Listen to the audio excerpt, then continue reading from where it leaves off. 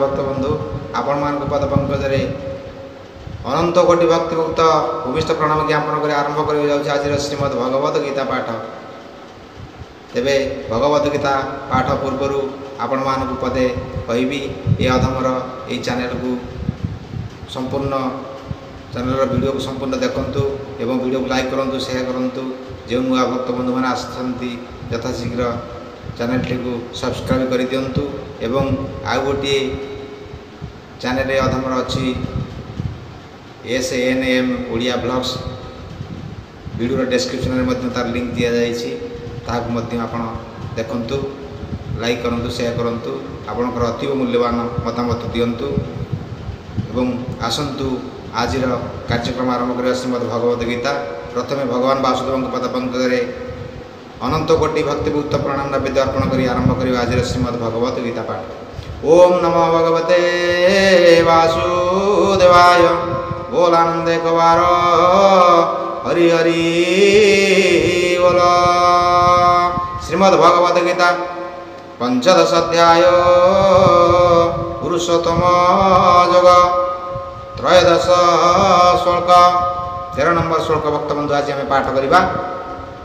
गामाविश्य च भूतानि धराम्यहमजसा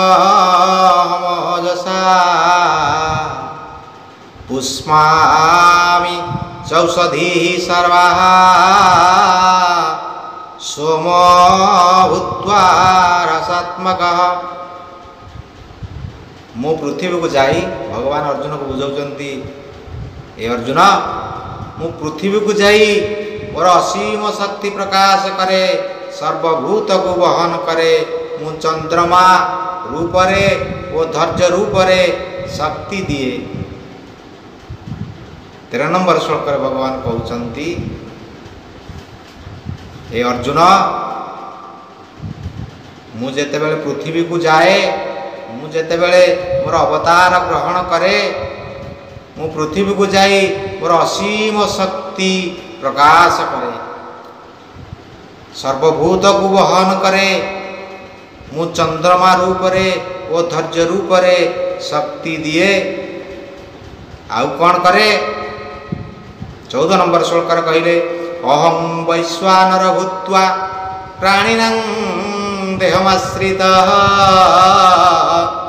प्राणापान समायुक्तः पचाम्यन्नं चतुर्विधम। मु जेतेबेले ये भव संसार को अवतार नहीं आसे मु पृथ्वी को जाई मोर असीम शक्ति प्रकाश करे सर्वभूत को वहन करे मु चंद्रमा रूपरे धैर्य रूपरे शक्ति दिए मु अनल रूपरे प्राणी देहरे रुहे। अनल कहले भक्त बंधु निया मु निया रूपरे प्राणी देहरे रुहे। आम शरीर रे केउठी निया अछि कहीं ना आमर महाजेन जेन गतस्य पंथा महाजन माने कहते पिंड ब्रह्मांड एक मत जानती सुज्ञानी पंडित। पिंड ब्रह्मांड एक ये पिंड रे जहा अच्छी ब्रह्मांड रे ताहा अच्छी। से शूद्र मुनि सारला दास ओडिया महाभारत रे मध्य लिखिछंती जहा नहीं भारते ताहा नहीं भारते अर्थात ये भारत रे जहा नहीं मो ओडिया महाभारत रे मध्य ताहा नहीं ये भारत रे जहा अच्छी मो ओडिया महाभारत रे मध्य ताहा अच्छी। तेणु पिंड ब्रह्मांड एक मत जानती सुज्ञानी पंडित ये पिंड रे जहा अच्छी ब्रह्मांड रे ताहा अच्छी बा ब्रह्मांड रे जहा अच्छी ये पिंड रे ताहा अच्छी। ब्रह्मांड रे पहाड़ पर्वत नदी नाल सब अच्छी ये शरीर रे मध्य पहाड़ पर्वत नदी नाल सब अच्छी। जहा जहा वृक्ष लता तरु तृण पशु पक्षी जेमिति ब्रह्मांड अछंती ये देहरे मध्य सेमिति अछंती। तेणु ज्ञानी माने कहिसंती, सिद्ध साधु पुरुष माने कहिसंती पिंड ब्रह्मांड एकमत जानती सुज्ञानी पंडित। तेणु पिंडरे जहाँ अच्छी ब्रह्मांड रे ता अच्छी। भगवान एठारे कहउचंती मु पृथ्वी को जाई मोर असीम शक्ति प्रकाश करे, सर्वभूत को वहन करे। मु चंद्रमा रूप रे धैर्य रूप रे शक्ति दिए। मु अनल रूप रे प्राणी देह रे रहे। अनल कोठी हमर अछि ना जठर अग्नि। हमर जो पाकस्थली अच्छी से पाकस्थली खाद्य किपरि जीर्ण हेउची, किए ताको जीर्ण करूची? जठर अग्नि। अग्नि जेमिति अग्निर धर्म हला अग्नि भितरे जहाँ पड़ो से सब पोड़ी जाड़ी से सब भस्म करदेव। अग्निर धर्म हला पोड़ा। से जहाँ को पाइब ताकू पोड़ीदेव। ता भितर अग्नि रे जी पड़ा सी पोड़ी की पाउंस हो। तेणु आम पाकस्थली अच्छी जठर अग्नि।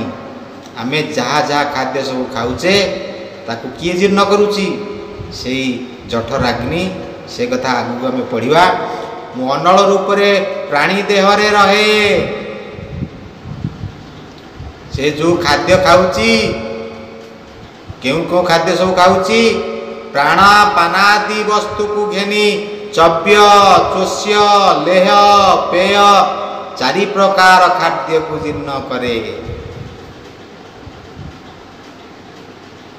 चव्य चोष्य लेह पेय चारि प्रकार खाद्य अच्छी। यही चारि प्रकार खाद्य को कौन करे? जीर्ण करे। किए से जीर्ण करे? ना हृदय भीतर बा पाकस्थली भीतर जो जठराग्नि अच्छी, अनल अच्छी, निआ अच्छी, से चारि प्रकार खाद्य को सब कौन करे? जीर्ण करे बा जाली पोड़ी सब भस्म करी दिए। ए प्रतिनेत्रे जेते जथाए समस्त पदार्थ देखाए। से तेज मोहर हटाई भले बुझे हाकु तुई। पृथ्वी रे मुहि प्रवेशिणा मो निज सकति असीमा। बलरे सर्वभूत चंद्रमा मुहि जे अटाई। ए जेते औषध ये संसारे सृष्टि मुकर इताहारे। भगवान कहउचंती अरे सबू मु करी कराउ थाए मुही। उड़िया भागवत अति बड़ी जगन्नाथ दास लिखती करी कराउ थाए मुही मो बिना अन्य केही नाही। भगवान को निजे आसिक करेंगे। जो राम को आम जाचे, कृष्ण को जाचे, जो रूप को सगुण रूप को आम पूजा करुचे से राम रूप में आसिक भगवान औषध या करेंगे। से कृष्ण रूप में आसिक औषध या करेंगे। एत बड़ कोरोना गोटे रागिल व्याधि बाहर डिया रोग कोरोना ताप पुणी औषध केमी बाहर से ज्ञानी मानकर भगवान होउछंती ज्ञान। भगवान कहले विभूति जगह कहते मुझे ज्ञानवान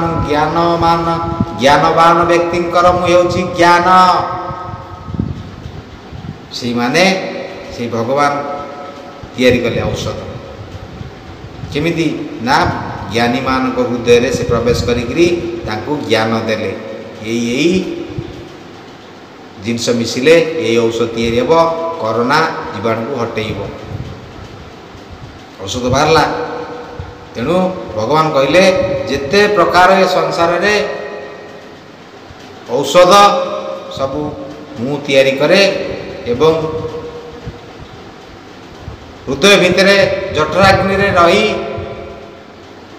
जीव जो खाद्य चारि प्रकार खाद्य कहे चव्य चोष्य लेह पेय चारि प्रकार खाद्य को मु जीर्ण करे मु पृथ्वी को जाई मोर असीम शक्ति प्रकाश करे सर्वभूत रे मु रहे सर्वभूत समस्त शरीर से अछंती।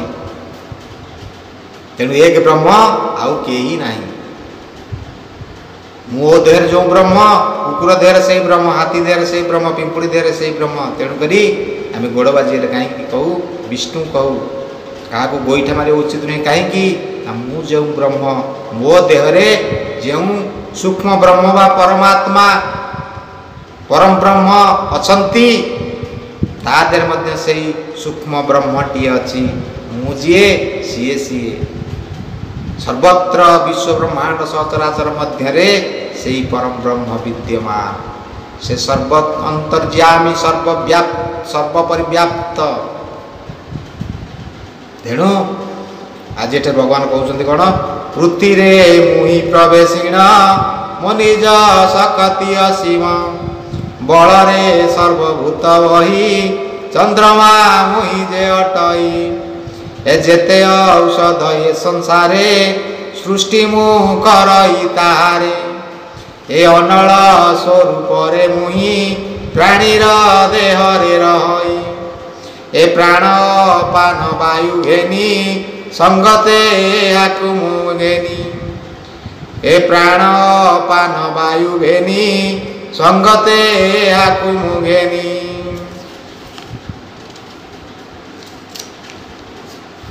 ए चव्य चोष्य जेलेह पेय चारि प्रकार खाद्य पेय ए प्राणापानर साहाय्य रे जीर्ण मु करई उदरे समस्त प्राणी हृदय मुई जीव स्वरूपे विराजई। कहले सबु प्राणी का देह रे जीव रूप रे मु विराजमान करी अछि ए समस्त प्राणी देह मुई जीव स्वरूपे विराजई जे स्मरण विषय ज्ञान मोहर हेतु यह जान मोठारू क्षय प्राप्त होई ज्ञेय मु वेदरे बोलाई ए वेदांत ज्ञान जात मुई वेदांत ज्ञानी मु अटई। तेणु सबु किछि से भगवान से समस्त शरीर रे कौन करिसंती ना जीव भाव रे प्रवेश करिसंती। तेणु भक्तबंधु भगवान आज एठारे कहले मु समस्त प्राणी ठारे जीव स्वरूप रे प्रवेश करिअछि। आज आम पाठ कले 13 नंबर एवं 14 नंबर श्लोक पाठ कले यही सिद्धांत आम आज उपनीत हेले कौन ना मु पृथ्वी को जाए मोर असीम शक्ति प्रकाश करे सर्वभूत को बहन करे मु चंद्रमा रूप रे और धैर्य रूप रे शक्ति दिए मु अनल रूप रे प्राणी देह रे रहे प्राणा पानादि वस्तु को ज्ञानी चव्य चोष्य लेह पेय चारि प्रकार खाद्य को जीर्ण करे ये से जीर्ण करती सबू कथा आम आज पढ़िले से सबू करुँच आमे निमित्त मात्र। तेणु भक्तबंधु आज तो समय निर्देश देलानी यहीठार वीडियो सांग करने तेबे प्रथमे आपण मान पद पंकज भूमिष्ठ प्रणाम ज्ञापन करुअछि एवं आपण मान अनुरोध करुच्चे आसतु समस्ते एकाठी होई जोड़ हस्तरे भक्तिपूत चित्तरे भगवान वासुदेव को प्रणाम अर्घ्य अर्पण करी आज यहीठार सांग करवा श्रीमद् भगवत गीता पाठ। ओम नमः भगवते वासुदेवाय बोलानंदे कवार हरि हरि